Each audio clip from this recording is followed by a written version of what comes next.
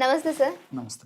Sir diabetic ఇది ఎక్కడ చూసినా, ఏ ఇంట్లో చూసినా ప్రతి ఒక్కరిని పట్టి పీడిస్తుందని చెప్పొచ్చు. సో, మన హోమ్ రెమెడీస్ అంటే మన ఇంట్లో దొరికే వాటితోటి ఏమైనా హోమ్ రెమెడీస్ దీనికి ఉపయోగపడతాయి అంటారా?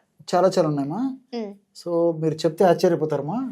సింపుల్గా అన్నీ మీకు దొరికేటువంటి ఔషధాలతోనే చక్కటి హోమ్ రెమెడీ తయారు చేసుకుని ఆ షుగర్ వ్యాధి నియంత్రణకి ఎలా వాడుకోవాలో కూడా చూపిస్తారమ్మా. Okay sir. సో దీనికి కావాల్సిన పదార్థాలు నాలుగమ్మా. సో మొట్టమొదటి పదార్థము కరివేపాకు. కరివేపాకు నువ్వు ఎండించేసేసి చూర్ణంలాగా తయారు చేసుకొని మా ఔషధంలోకి వాడుకోవాలమ్మా. పూర్వకాలము ఈ కరివేపాకును బాగా వాడేవాళ్ళమ్మా. ఈ మధ్య కాలంలో కొన్ని కారణాల రీత్యా మరి కరివేపాకును వాడడం బాగా తగ్గిపోయిందమ్మా. ముఖ్యంగా చిన్నపిల్లల విషయంలో కరివేపాకు ఆహార పదార్థాల్లో వంటకాల్లో వేసినప్పటికీ పక్కన తీసి పక్కన వేసేసి ఆహారం తింటున్నామా. కానీ కరివేపాకు షుగర్ రాకుండా ఉంచేటువంటి అద్భుతమైన శక్తి ఉంది. వచ్చినటువంటి షుగర్ ను నియంత్రించేటువంటి శక్తి కూడా కరివేపాకు ఉందమ్మా. సో అందుకే పెద్దల మాట సద్దిముట అని చెప్పేసి అందుకే వాళ్ళు కరివేపాకును మన ఆహార పదార్థాల్లో వంటకాల తయారీలో భాగంగా చెప్పడం జరిగిందమ్మా. సో కరివేపాకు చూర్ణం తయారు చేసుకోవాలి. అదేవిధంగా రెండవ పదార్థంగా మెంతులమ్మా. మెంతులను వేయించేసేసి చూర్ణంలాగా తయారు చేసుకోవాలి. మూడవ పదార్థంగా ఉసిరిక పెచ్చులు, ఎండించినటువంటి ఉసిరిక పెచ్చులు మనం చూర్ణంలాగా తయారు చేసుకోవాలి. లేకపోతే మార్కెట్లో అమ్ల చూర్ణం అని చెప్పేసి దొరుకుతుందమ్మా. ఉసిరిక ఆ యొక్క చూర్ణం కూడా తీసుకోవచ్చమ్మా. సో నాలుగవ పదార్థంగా మంచి దాల్చిన చెక్క చూర్ణం కూడా అవసరం అవుతుంది. సో ఈ పదార్థాలు మనం చూర్ణం తయారు చేసి పెట్టుకుంటే ఆ చూర్ణాలు ఏ రేషియోలో కలుపుకోవాలో కూడా మనం తెలుసుకోవచ్చమ్మా.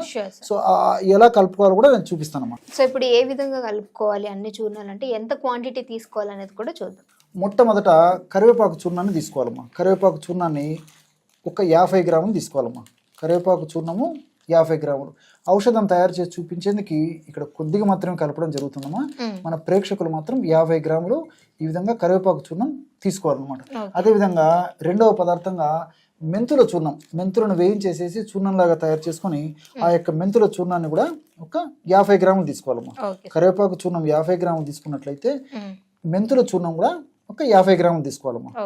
మూడవ పదార్థంగా ఉసిరి పెచ్చుల యొక్క చూర్ణం, అట్లే దీన్ని ఆమ్ల చూర్ణం అని చెప్పేసి అంటారని తెలుసుకున్నాం కదమ్మా. ఈ ఉసిరి పెచ్చుల చూర్ణం మనకు సంవత్సరం అంతా కూడా మార్కెట్లో కూడా దొరుకుతుందమ్మా. సో ఉసిరి పెచ్చుల యొక్క చూర్ణాన్ని కూడా ఒక 50 గ్రాములు తీసుకోవాలి. ఇప్పుడు ఔషధాన్ని షుగర్ వ్యాధి నియంత్రణకు వాడుకుంటున్నాం కదమ్మా. అందులో భాగంగా మనం ప్రస్తుతానికి 3 పదార్థాలు కలిపామన్నమాట. చివరగా 4వ పదార్థంగా దాల్చిన చెక్క పొడి. ఈ దాల్చిన చెక్క పొడి మాత్రం ఒక 25 గ్రాములు మాత్రమే కలుపుకోవాలమ్మా. మిగతా పదార్థాలన్నీ 50 గ్రాముల చొప్పున కలుపుకుంటే దాల్చిన చెక్క పొడి మాత్రం కేవలం 25 గ్రాములు కలుపుకుంటే సరిపోతుందమ్మా. కాబట్టి ఈ యొక్క దాల్చిన చెక్కను తక్కువ ప్రమాణంలో కలుపుకోవాలన్నమాట. ఈ 4 పదార్థాలు అంటే కరివేపాకు చూర్ణము, అదేవిధంగా ఉసిరిక చూర్ణము, మెంతుల చూర్ణము, చివరగా మనం ఈ యొక్క దాల్చిన చెక్క చూర్ణాన్ని కూడా కలిపాం కదమ్మా. ఈ 4 పదార్థాలు కూడా షుగర్ వ్యాధిని నియంత్రించేందుకు, షుగర్ వ్యాధి బాగా కంట్రోల్లో ఉంచుకునేందుకు చాలా సమర్థవంతంగా పనిచేస్తాయమ్మా. అద్భుతమైనటువంటి ఔషధాలు. వీటికి సంబంధించిన జరిగినటువంటి పరిశోధనలో కూడా ఈ 4 పదార్థాలు కూడా షుగర్ను బాగా నియంత్రణలో ఉంచేందుకు ఉపయోగపడతాయని చెప్పేసి కూడా నిరూపణ చేయడం కూడా జరిగిందమ్మా. సో కేవలము 1/2 నిమిషం లేదా 1 నిమిషం లోపే బ్రహ్మాండమైనటువంటి షుగర్ను నియంత్రించేటువంటి అద్భుతమైనటువంటి ఈ యొక్క చూర్ణం కూడా రెడీ అయిపోయిందమ్మా. సో అంటే సార్ ఎలా తీసుకోవాలంటారు? చెప్తానమ్మా. ఈ విధంగా తయారు చేసుకున్నటువంటి చూర్ణాన్ని ఒక గాజు సీసాలో నిల్వ ఉంచుకోవాలమ్మా. సో ఎలా వాడుకోవాలంటేమా, రోజు ఉదయం పూట ఆహారానికి ఒక 10 నిమిషాల ముందు ఈ యొక్క ఔషధాన్ని వాడుకోవాలి. రాత్రిపూట ఆహారానికి ఒక 10 నిమిషాల ముందు లేదా ఒక 5 నిమిషాల ముందు ఈ యొక్క ఔషధాన్ని వాడుకోవాలి. ఎలాగంటేమా, ఒక 50 ml ఈ విధంగా గది ఉష్ణోగ్రత ఉన్నటువంటి నీళ్లు తీసుకోవాలమ్మా. ఆ 50 ml నీళ్లలో మనం తయారు చేసి పెట్టుకున్నటువంటి చూర్ణం ఏదైతే ఉందో దీన్ని కేవలము 1/2 టీ స్పూన్ అంటే ఒక 2.5 గ్రాము చూర్ణం కలిపేస్తే సరిపోతుంది. అందుకే ఒక 50 ml నీళ్లు తీసుకోవాలి. 50 ml నీళ్లలో మనం 4 పదార్థాలు కలిపి చూర్ణం తయారు చేసి పెట్టుకున్నాం కదమ్మా. ఈ యొక్క చూర్ణాన్ని ఒక 1/2 టీ స్పూన్ అంటే 2.5 గ్రాము వరకు కలిపేస్తే సరిపోతుంది అనమాట.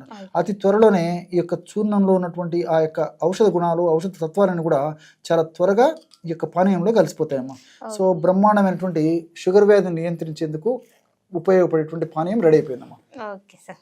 సో డయాబెటిక్తో బాధపడే వాళ్ళు ఇంట్లోనే ఔషధ గుణాలతో కూడినటువంటి ఒక చూర్ణం, దీన్ని వాటర్లో డైలీ తీసుకోవటం వల్ల సో మీకు ఏదైతే షుగర్ ఉంటుందో ఆ లెవెల్స్ అనేవి కంట్రోల్ అవ్వడము, కొద్దిగా తగ్గడం అనేది ఖచ్చితంగా ఉంటుందట. ఇక్కడ మరొక విషయం కూడా మన ప్రేక్షకులు తెలుసుకోవాలమ్మా. సో ఈ యొక్క ఔషధం యొక్క ప్రత్యేకత ఏంటంటమ్మా, కేవలము షుగర్ వ్యాధిని నియంత్రణలో ఉంచుకోవడమే కాకుండా షుగర్ వ్యాధి వచ్చిన తర్వాత ఒక 4-5 సంవత్సరాల వరకు కూడా ఒక మోస్తరు ఆరోగ్యం బాగున్నప్పటికీ మరి క్రమక్రమంగా ఆరోగ్యము కొన్ని రకాల అనారోగ్య పరిస్థితులు ఏర్పడతాయమ్మా. అవును. సో తల నుంచి కాళ్ళ వరకు అనేక రకాల సమస్యలు కలుగుతాయి. మెదడుకు సంబంధించిన సమస్యలు, కంటికి సంబంధించిన సమస్యలు, అదేవిధంగా కిడ్నీలకు సంబంధించిన సమస్యలు, చర్మానికి సంబంధించిన సమస్యలు, రక్తనాళాలకు సంబంధించిన సమస్యలు, నరాలకు సంబంధించిన సమస్యలు, జీర్ణ వ్యవస్థకు సంబంధించిన సమస్యలు, ఇలా రకరకాల సమస్యలు కలుగుతాయమ్మా. అలాంటి సమస్యలు కలగకుండా ఉండేందుకు ఈ యొక్క ఔషధం సదా ఉపయోగపడుతుంది. అంతేకాకుండా అథవా అలాంటి సమస్యలు వచ్చినప్పటికీ అది ప్రమాదకరంగా మారకుండా ఉండేందుకు కూడా ఈ యొక్క ఔషధం చాలా చక్కగా ఉపయోగపడుతుందమ్మా. మల్టిపుల్ బెనిఫిట్స్ ఉంటాయి. దీంతో పాటు ఈ యొక్క ఔషధం మరొక ప్రత్యేకత ఏంటంటేమా, షుగర్ వ్యాధికి వాళ్ళు వాడేటువంటి ఆధునిక కృత్రిమ రసాయన ఔషధాల యొక్క డోసు కూడా తగ్గించుకోవచ్చమ్మా. సో ఇది కూడా మంచిదే కదమ్మా. ఎందుకంటే ఆధునిక కృత్రిమ రసాయన ఔషధాలు డోసు పెంచే కొద్దీ సైడ్ ఎఫెక్ట్స్ మొదలవుతాయి. సో అలాంటి వాటి యొక్క సైడ్ ఎఫెక్ట్స్ బాగా తగ్గించేందుకు, వాటి యొక్క డోసును తగ్గించేందుకు ఉపయోగపడమే కాకుండా షుగర్ వ్యాధిని నియంత్రిస్తూ మరి షుగర్ వ్యాధి వల్ల కలిగేటువంటి ఉపద్రవాల నుంచి కూడా రక్షించేందుకు ఇది చాలా చక్కగా ఉపయోగపడుతుంది. ఓకే, సో విన్నారు కదా. సో అన్ని ఔషధ గుణాలు కలిగినటువంటి ఈ జ్యూస్ కనుక మీకు యూజ్ అవుతుంది అనుకుంటే డెఫినెట్గా ట్రై చేయండి. నేను ఎప్పుడు చెప్పేదే, ట్రై చేసిన తర్వాత ఖచ్చితంగా కామెంట్ చేసినట్లయితే ఆ కామెంట్, మీ యొక్క కామెంట్ అనేది చాలా వాల్యుబుల్, ఎదుటి వాళ్ళకు కూడా యూజ్ అయ్యే అవకాశం ఉంటుంది. మీకు ఇంకేమైనా ప్రాబ్లమ్స్ ఉంటే కూడా అది కామెంట్ చేయండి. ఆ వీడియోస్ చేయడానికి కూడా మేము ట్రై చేస్తాం. ఇంకో వీడియో వచ్చేంత వరకు చూస్తూనే ఉండండి అవర్ ఛానల్.